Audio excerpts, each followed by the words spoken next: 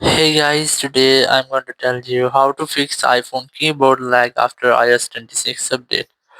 If you are using any iPhone and your keyboard has started lagging after your iPhone iOS 26 update, so let's see how can you easily fix that issue. So the very first thing you have to do, you have to make a force restart your phone because sometimes your phone might need a restart, so it will not perform very well. So you have to quickly press and release the volume up, then volume down, then press and hold the power button, wait for your phone screen goes fully black, and then you have to wait for Apple logo. So let's try this. You have to quickly press and release the volume up, then volume down, then press and hold the power button and wait for your phone until it goes fully black. And once you get the black screen here, you just have to wait for Apple logo. And once you get the Apple logo, you have to release the button and wait for your phone until it restarts. And once your phone has been restarted, it will almost fix your issue. Or if it doesn't work for you, so let's see how can you fix that issue. So you have to wait for until the phone restarts.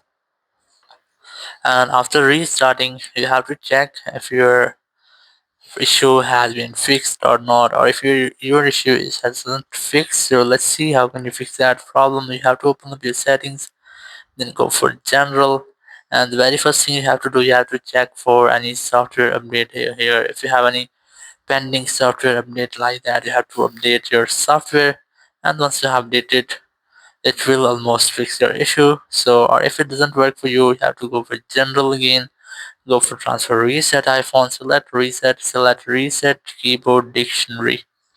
Select that option and here you just set one your passcode, and first of all you have to make sure that it will delete all of your keyboard data. It will set everything to default. So you have to enter your passcode here, then tap on the reset dictionary option and your all dictionary will be reset of the keyboard settings.